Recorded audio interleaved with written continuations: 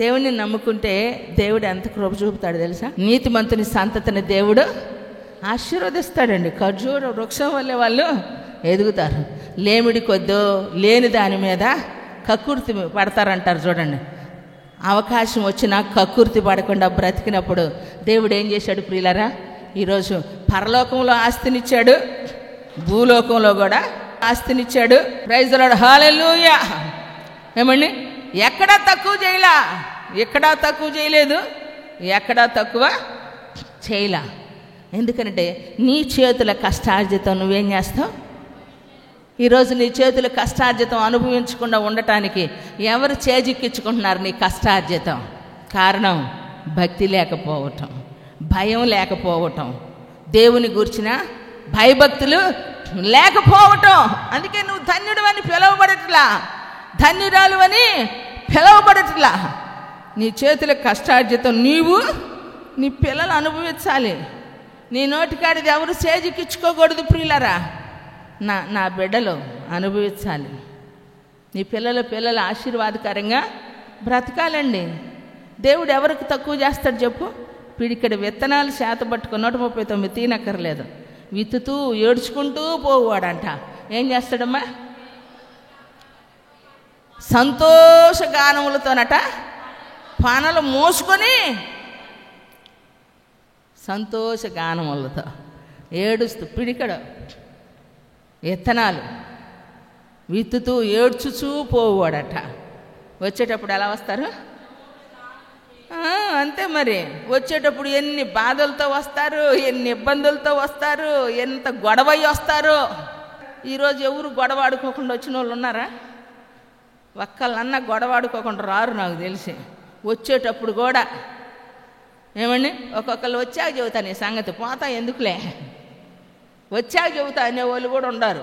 అంటే పోయేటప్పుడు ఎందుకు గొడవ, వచ్చాక పెట్టుకుందాం, 6 రోజులు ఉంది ఇంకా సమయం, మరలా విశ్రాంతి దినానికని 6 రోజులు టైం ఉంది కదా. ఆదివారానికి యేసు ప్రభు కాబట్టి వెళ్ళేటప్పుడు సంతోషంగా పోదామని ఇలా తిట్టుకుంటూనే. నా ప్రియ దేవుని సంగమా, ఎందుకంటే మన కష్టం, ఏమండి, ఈ మాట నాకు కూడా నమ్మకం ఉంటుంది. మన కష్టం, మీ కష్టం, మీ సంపాదన వ్యర్థం కాకుండా ఉండాలి. మా చేతుల కష్టం, మరి మాకు కూడా న్యాయం ఉంది కదా. ఆత్మల కష్టం, ఆత్మల సంపాదన, ఏమండి. కాబట్టి ఒకరోజు ఆ సంపదన అంతా ఇక్కడ మనం చూసునుగాక, ఆ విధమైన ప్రార్థన చేత మనము నడిపించబడునుగాక. కాబట్టి ప్రియులారా, నీ చేతుల కష్టార్జితమును నిశ్చయముగా అనుభవించదు. నువ్వు ధన్యుడివే, నీకు మేలు. మీ పక్క వాళ్ళకి చెప్పు, మీరందరూ మాకు చెప్పండి, మీరు ధన్యురాళ్ళు. ఆ తర్వాత మీరే చెప్పండి, మీరు ధన్యులు, మీకు మేలు కలుగునుగాక. చప్పట్ల కొట్టు గట్టిగా. ప్రైజ్ ది లార్డ్, హల్లెలూయా. ఎందుకంటే ప్రియులారా, దేవుని సన్నిధిలో మన కష్టార్జితం మనము అనుభవించాలి. ఎలా మనకు మేలు కలిగిద్ది? మేలు పొందటం ఎలా? ఆయన బతిమాలు కొనుట ద్వారా. మేలు పొందుట ఎలా?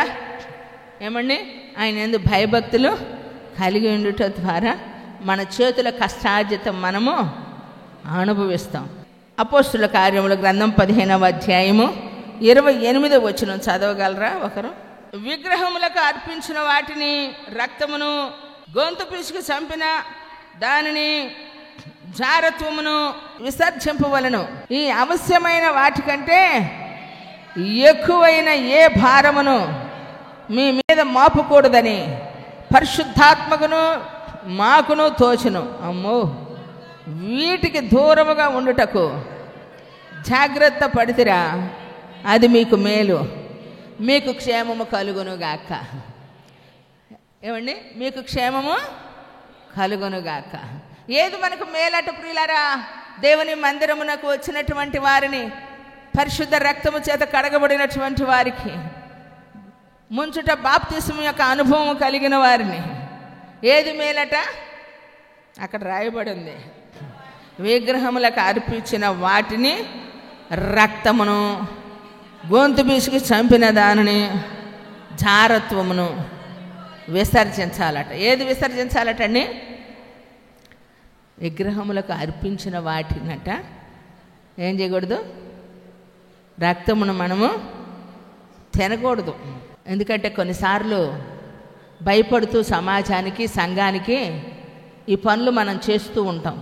ప్రార్థన చేసుకొని తింటే పరిశుద్ధపరచబడుతుంది అని. తెలియక మనం తింటే అది పరిశుద్ధపరచబడుతుంది. తెలియని దానిని మనము తినకూడదు. యవనస్తులైనటువంటి వారు ఏమండి, యవనస్తులైనటువంటి వారు చికెన్ తినొద్దు అని అంటే ఎంతమంది ఇబ్బంది పడ్డారు? రోజు ఫాస్ట్ ఫుడ్స్ తినేట అలవాటు అయినటువంటి వాళ్ళు ఏమండి, చికెన్ లాలీపప్పులు తినే వాళ్ళకి, చికెన్ మంచూరియా తినే వాళ్ళకి, చికెన్ తినే వాళ్ళకి ఎంత కష్టమై ఉంటుంది చెప్పండి? కష్టమా కాదా? మానేయమంటేనే కష్టంగా ఉంటే మరి దేవుని సన్నిధిలో అయినా కొన్ని ప్రాంతాలకు వెళ్తే ఏంది మీరు తింటున్నారు, మేము రోజు తింటున్నామని పెడుతున్నారు మాకు. ఏమండి ప్రభు, వీళ్ళందరికీ హాని కలగకపోతే మాకు కూడా కలగదు కదా, ఆయన మాకు తీసుకొచ్చినది ఇదన్నా ఆశీర్వదించని 2 ముక్కలు నంజి తిన్నామండి. దేవునికి మహిమ కలుగును గాక. చూడండి ప్రియులారా, దేవుని సన్నిధిలో మనం ఆలోచించాల్సిన మాట ఏమిటనంటే, మనుషులకో, సంఘానికో, సమాజానికో భయపడకూడదు. యవనస్తులైనటువంటి వారు చూడండి, బబులోనులో వాళ్ళు బానిసలుగా చెరగొని పోయినప్పుడు యవనస్తులైనటువంటి షడ్రకు, మెషకు, అబేద్నెగోలు అనబడిన వారు ఎందుకు నాన్ వెజ్ని అవాయిడ్ చేశారు? వారు విగ్రహమునకు బలి ఇచ్చిన దానిని వారు ఏం చేస్తూ ఉన్నారు? వండుతున్నారు. కాబట్టి మాకు దానిని వద్దు అని చెప్పి దేవుని కొరకు ఏం చేశారు ప్రియులారా? అవాయిడ్ చేశారు. ఇక అంతే. పౌలు గారు కొన్ని సూచనలు చెప్పారులే, లోపలికి వెళ్ళేది ప్రమాదకరం కాదు, బయటకు వచ్చేదే ఇబ్బందికరం అని. ఏమండి అని చెప్పి ప్రార్థన చేసుకొని తినమన్నాడు. అయినా మీలో ఒకడు బలహీనుడు ఉంటే నువ్వు ప్రార్థన చేసుకుంటావు, నీకేం ఉండకపోవచ్చు విశ్వాసం అధికమైతే. నీ పక్కడు వాడు బలహీనుడు, తింటాడు, అనారోగ్యంతో బాధపడతాడు, శాపగ్రస్తంగా అయిపోతాడు. అందుకని వాని కోసం కూడా నువ్వు జాగ్రత్త పడమంటాడు. నిజం ప్రియులారా, కొంతమంది కావాలని ఎవరికి ఏది ఇష్టం ఉండదో దాన్నే ఎక్కువ చేస్తారు. అవే సహోదర ప్రేమలో మనం తెలుసుకోవాలి. కొన్ని ఒకరికి ఇష్టం కానటువంటిది మరొకరు చేయకూడదు. ఒకరి ఇష్టాలు ఒకరు చేయటంలో ఉన్నదే ప్రేమ ప్రియులారా. అందుకే నా పక్కన వారు తినకపోతే వారిని బట్టి నేను మానేస్తా ఉంటాడు. మానేసిన వారు తినటం నేర్చుకోవచ్చు ఒకవేళ. ఏమండి దేవుని సన్నిధిలో ఇలా చెప్పుకుంటూ పోతే చాలా సందర్భాలు ఉన్నాయి ప్రియులారా దేవుని సన్నిధిలో. కాబట్టి విగ్రహమునకు బలి అర్పించిన దాన్ని మీరు తినకూడదు. గొంతు పిసుకున్నటువంటి వాటిని ఏమండి, వాటి రక్తమును గొంతు పిసికి చంపిన దాన్ని జారత్వానికి దూరంగా ఉండండి. పరిశుద్ధాత్ముడు కూడా అట, అక్కడ మాట చూడండి ఎంత అందంగా ఉందో.